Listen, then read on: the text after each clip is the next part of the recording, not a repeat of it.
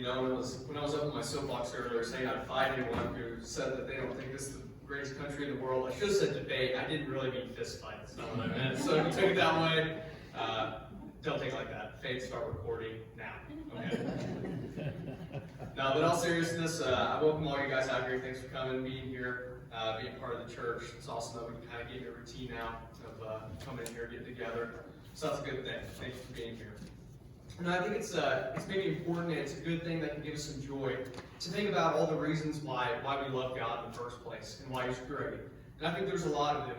We could list them. He's number one. He's ultimately perfect. His love's perfect. His wisdom's perfect. His plan's perfect. Everything about God is perfect, and everything about Him is good, and that's why He's worthy of worship. But a few things stick out to me that I really like about what God did. And that is, number one, He made all of us different. I think that's a good thing. I think diversity is a good thing. That's awesome. But two, we all have different interests. And we all like different things. I'm a sports guy. I talk about it a lot. From the time I was, probably 8 to 12, 13, I spent a lot of days traveling, playing baseball, having a lot of fun. Had a lot of really good experiences doing that. But maybe you don't like sports at all. Maybe that's not your thing. Maybe you're more of a gardener, a cook, something like that. What I'm trying to say is we all have different things that we like, and they're all different, and that's a good thing. And I think it's important that we all have something like that. We all have a hobby. We have something that we really like to do and spend a lot of our time doing. And there's a phrase I've heard, and it's something to the tune of idle hands are the devil's tools. So I think it's important that we have things to kind of take our time, things that we like doing.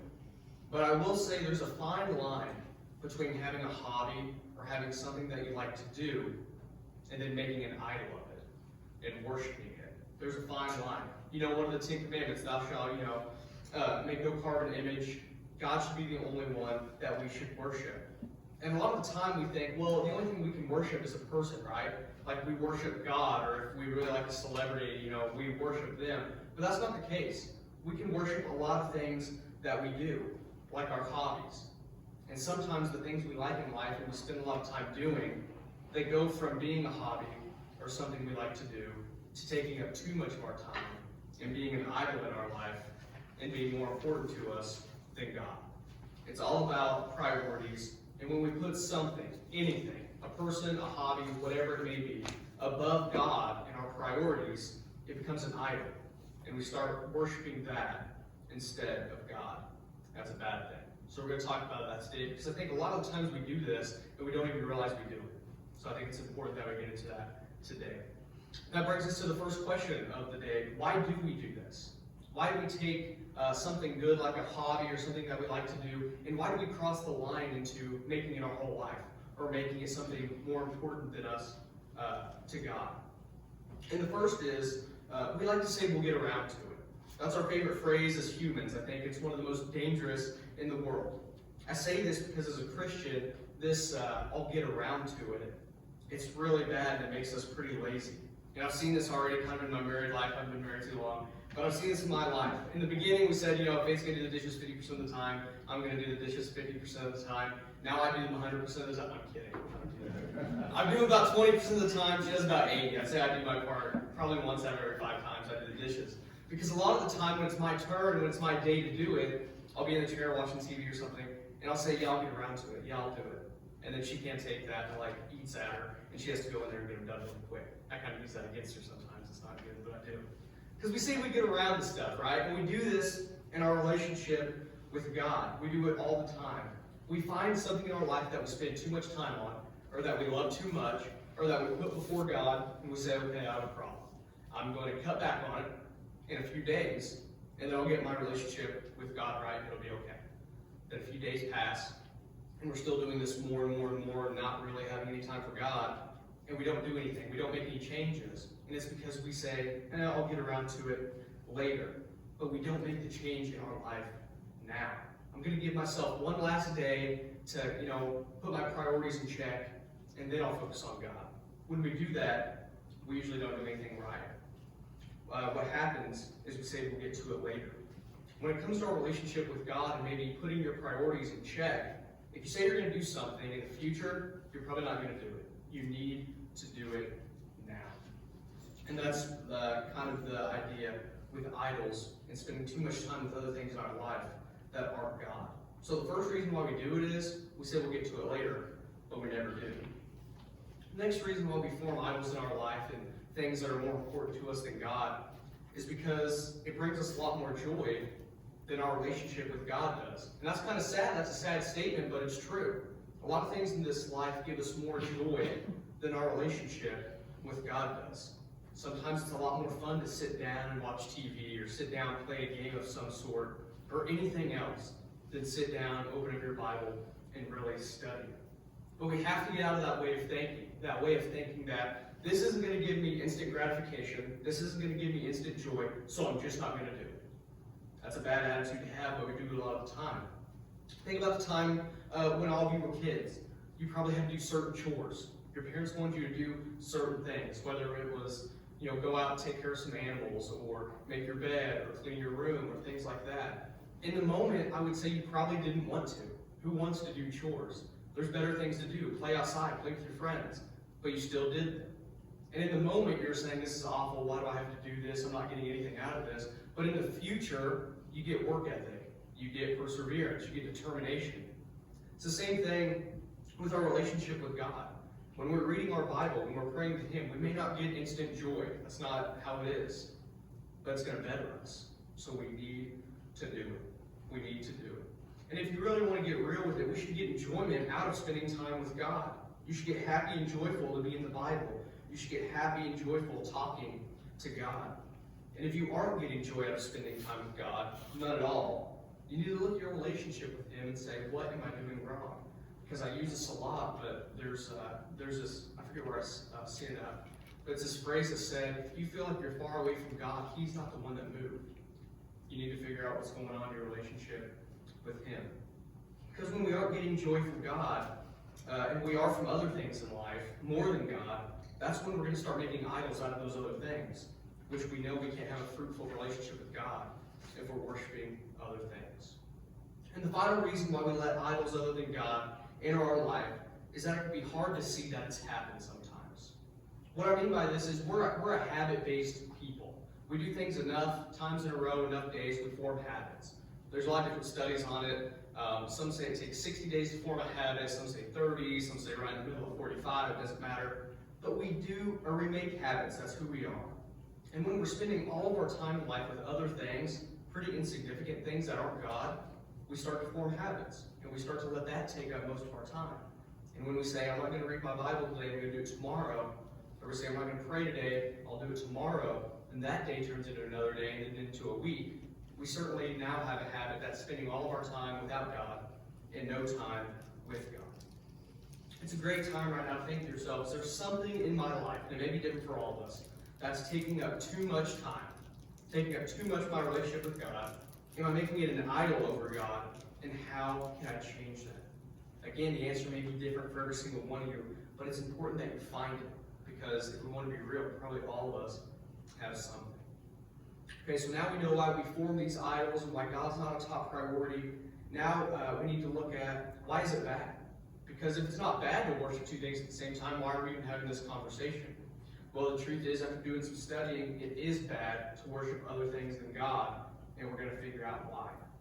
So the first reason why it's bad to worship other things besides God is, this is probably a shocker, but He says not to. That's pretty simple. You know, when your parents said to you, because I said so, and you were like, okay, that's a bad answer. God can do that. God can do that, but He always has an answer for it.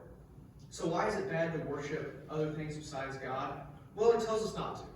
And if God tells us not to do something, it's not just because He wants to be king or He wants to be ruler.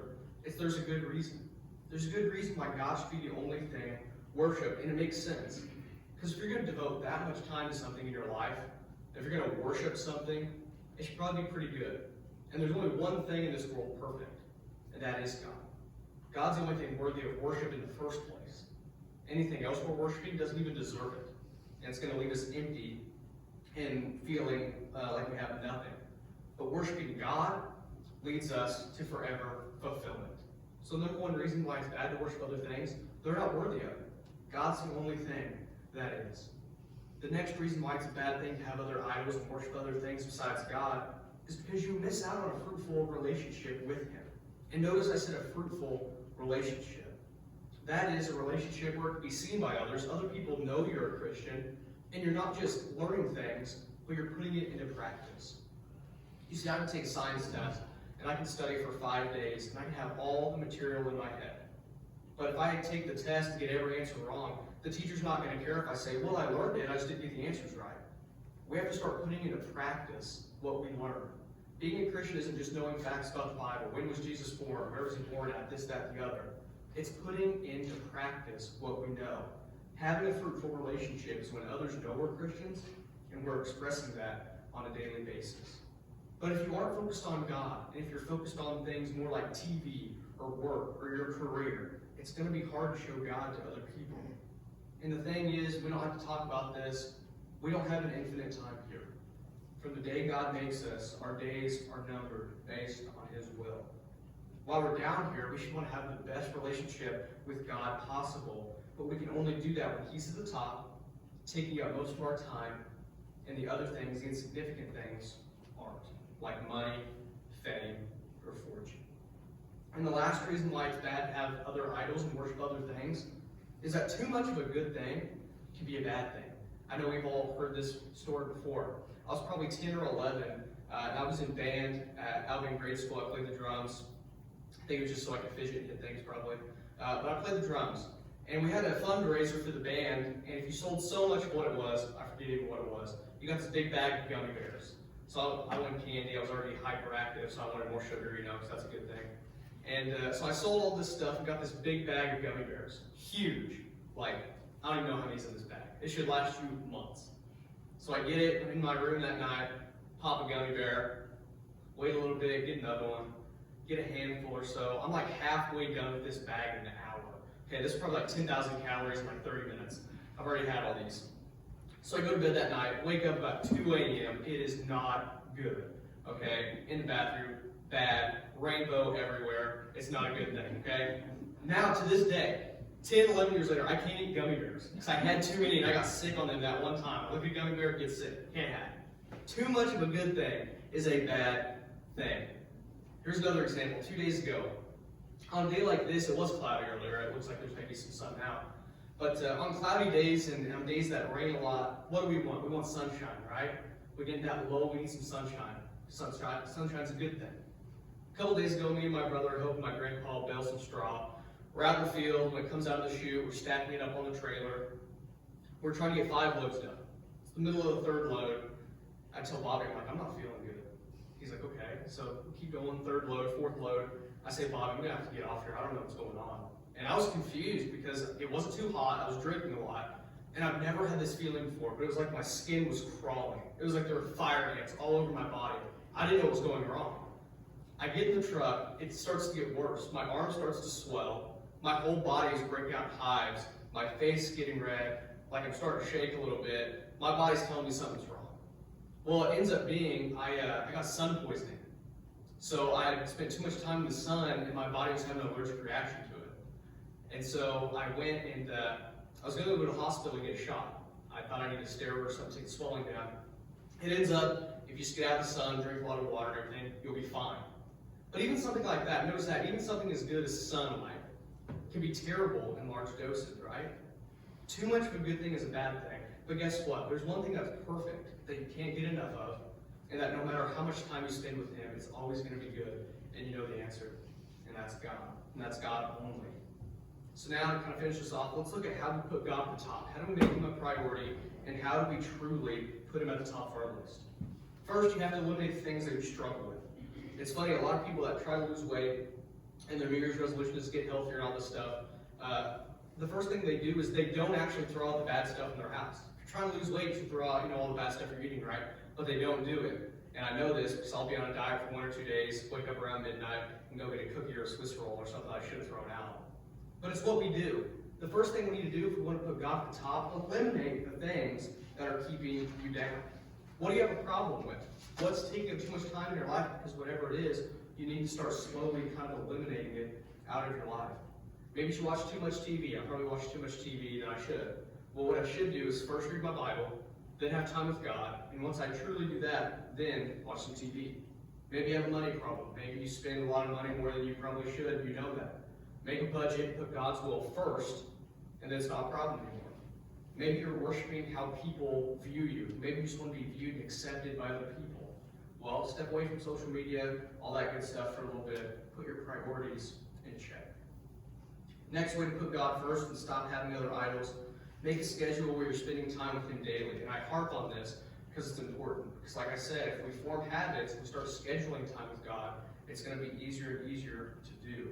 And when we don't make a schedule, we usually take the easy way out. I was going to wake up at 7 today, didn't set an alarm, woke up around 8:30. Okay, it's just how I am, it's what I did. I'm human. Take time every day, focus on God, and truly get some goodness out of that. Then when you're done having your time with God, you truly put Him first, then have the other things you like to do.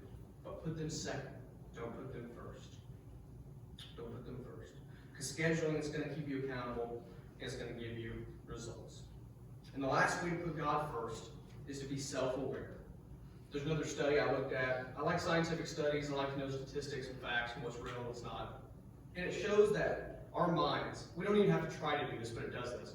Our minds will try to eliminate the bad things that happen to us and hold on to the good things that happen to us. So bad experiences, our mind tries to get rid of it.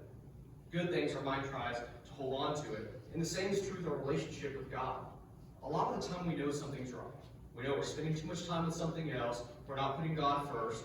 But our mind, we try to justify it, saying, no, it's not a problem. I'm not doing anything wrong. And we just ignore it. We move on and tell ourselves that we're not doing anything wrong. And I know this because you know my testimony, but I really kind of lived a lie for about 5 years, saying God was my priority, but not even knowing what it was like to have a relationship with Him. It's hard to be self-aware because we love to point the finger at somebody else, but we don't like it when it's pointed at us. Start looking at your life and see where changes can be made in terms of priority and other idols. Because if you want to be true about it, all of us have something, and we're all human. We all could be doing better.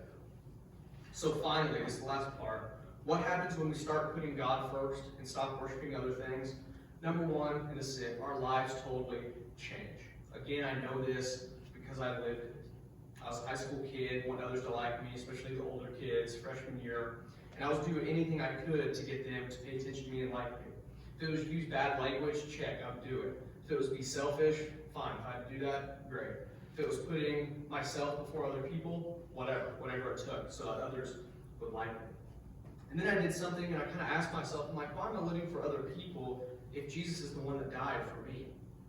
Why am I living for other people if God gave His Son so I could get right with Him again? And when I swallowed my pride, when I swallowed my embarrassment, when I swallowed my uncertainty, and I got on my knees and asked for change, there was change. There was. Now I don't see the world as the same. I live for other things than what I used to. I live for something greater. I now have God. And I don't say this to brag and say, look at the Christian I am, because I can do a lot better than what I do.